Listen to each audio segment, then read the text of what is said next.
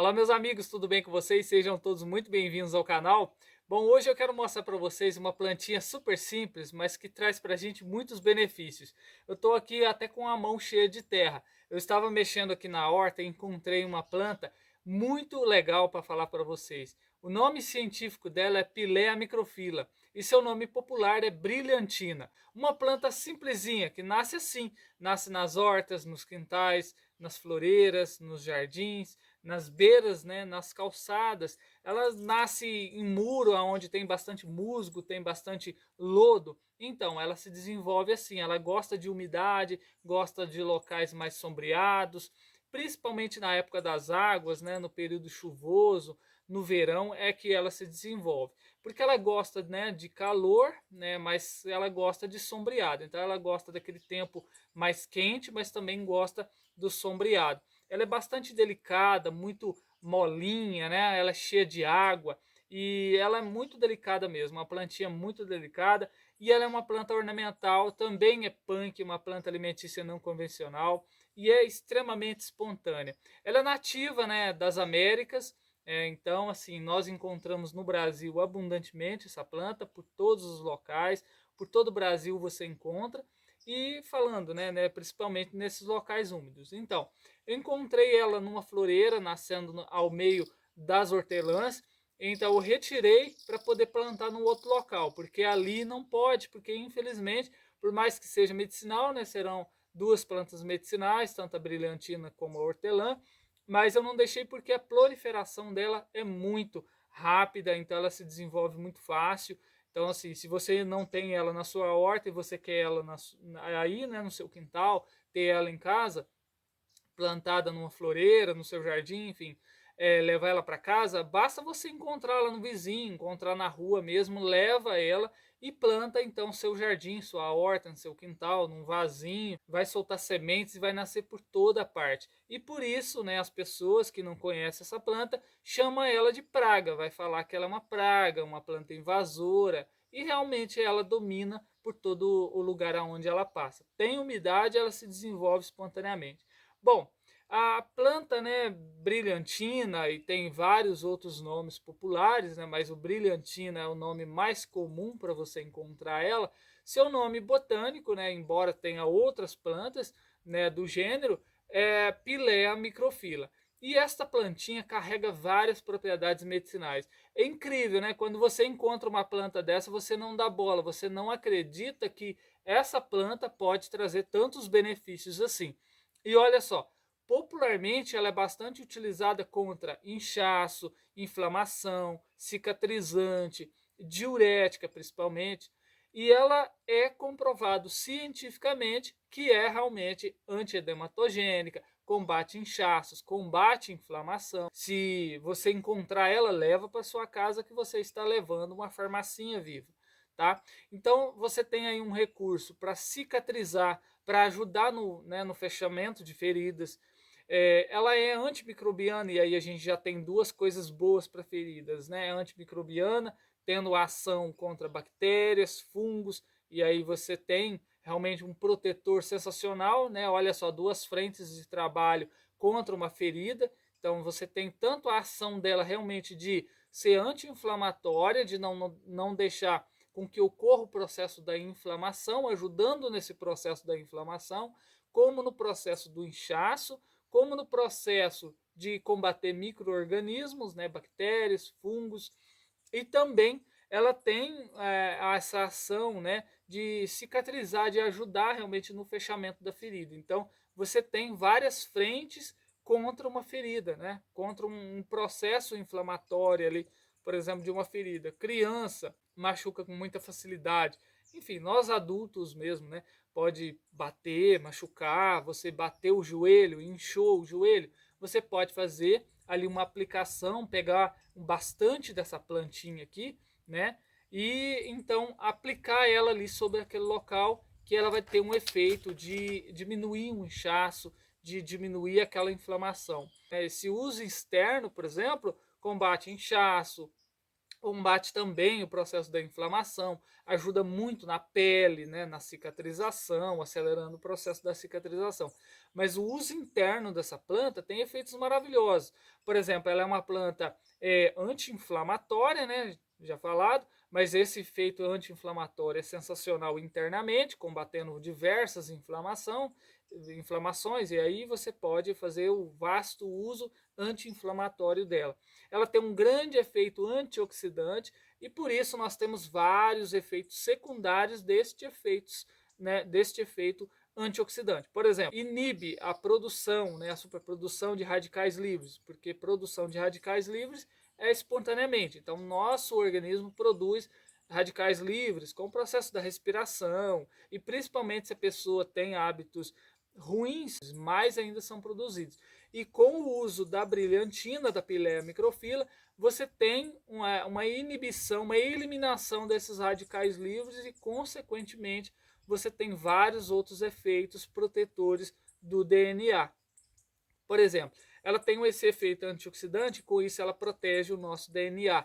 E você pode tirar, por exemplo, a conclusão por que ela é anticancerígena, antiproliferativa, por que ela tem o efeito antidiabético, porque ela recupera as células beta-pancreáticas, por que ela tem tanto efeito diurético, né? Por que ela tem esse efeito protetor dos néfrons, por exemplo, efeito antioxidante também. Por que ela tem um grande efeito sobre o fígado? Porque ela tem também esse efeito antioxidante. Então, ela não deixa com que ocorra aquela fibrose, por exemplo, né?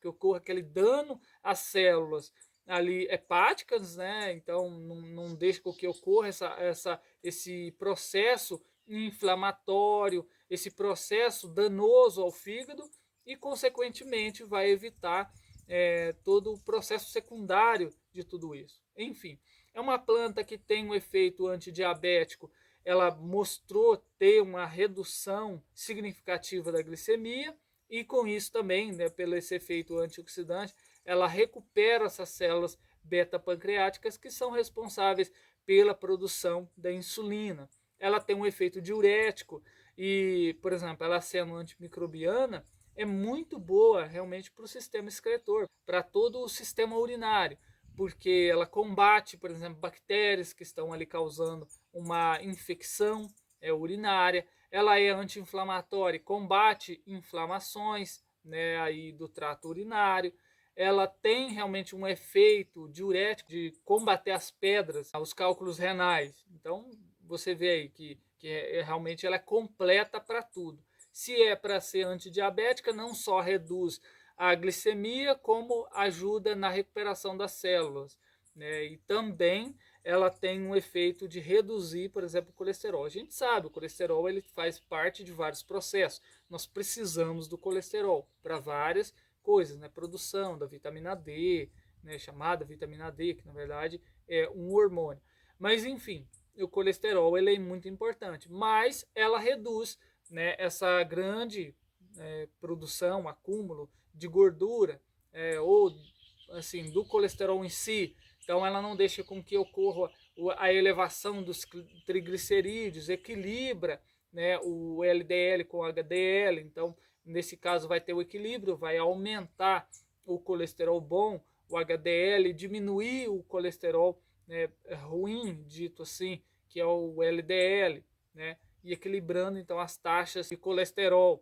Tem esse grande efeito ser antidiabético. Ela teve um grande efeito através dos estudos, sendo planta anticancerígena, demonstrando ter um efeito até melhor ainda para o câncer de mama, mas também tem efeito contra várias linhagens, né, de câncer. E uma coisa muito legal, por exemplo, para uma pessoa que esteja fazendo radioterapia, ela tem o efeito fotoprotetor, ela protege as células contra a radiação.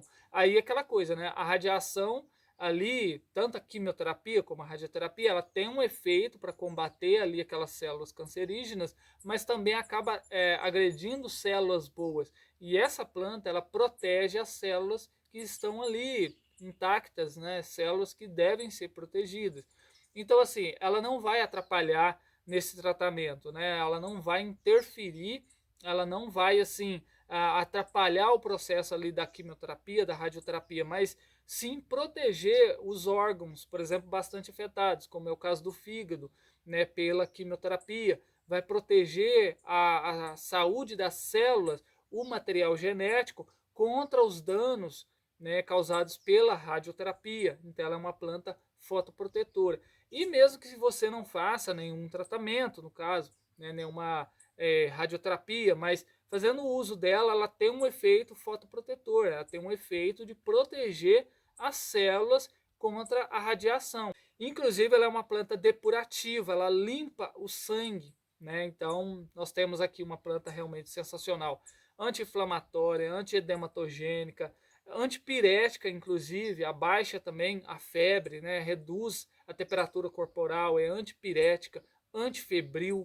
E como que você pode fazer o uso dela? Você pode fazer o uso, por exemplo, do sumo dela, pode fazer o uso, né, uma saladinha dela, pode fazer o uso do chá dela.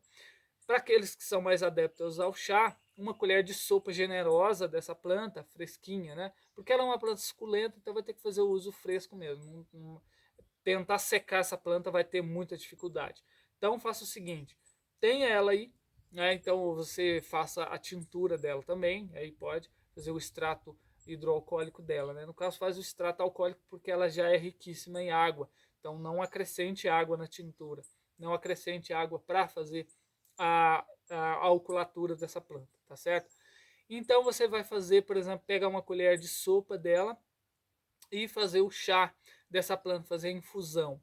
Né? E você faz o uso faz o uso 3 a 4 vezes ao dia, tá certo? Ah, e uma outra coisa que eu ela ia esquecendo de falar é que essa planta ela combate a infertilidade. Na erva de Santa Luzia nós temos aí uma redução, né, da produção de espermatozoides. Assim, é um período curto, não é prolongado, né?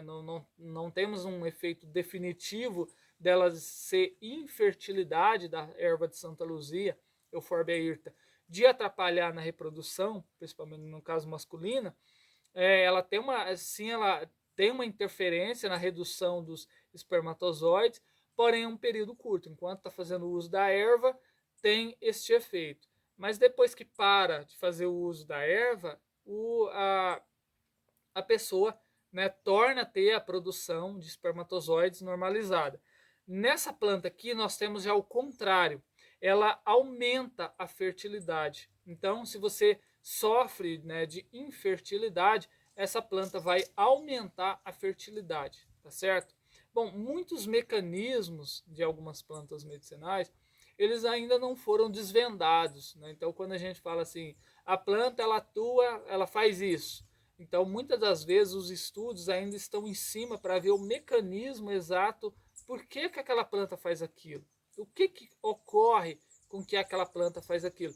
Tem muita planta que a gente sabe, né, que a planta tem ali uma certa quantidade, né, de substância que aumenta, é, talvez um hormônio, que faz a substituição, entre aspas, de um hormônio. Muitas plantas nós temos ali o efeito de ser antidiabético, mas não se sabe exatamente o mecanismo por trás, por que ela reduziu a glicose. No caso do ser antidiabético, ela é antioxidante e ela recupera essas células beta-pancreáticas, tá? Mas quando se trata de plantas medicinais, nós ainda temos um mundo bastante desconhecido por trás, porque elas possuem fitocomplexo, elas possuem uma gama de substâncias, né?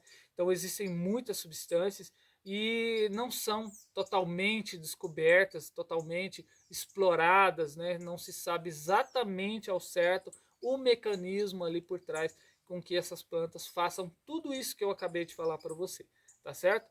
Então ela tem esse efeito contra a infertilidade e aí talvez você possa ter esse proveito através dessa plantinha aqui. Legal? Bom, então é isso, pessoal. Espero que tenha gostado.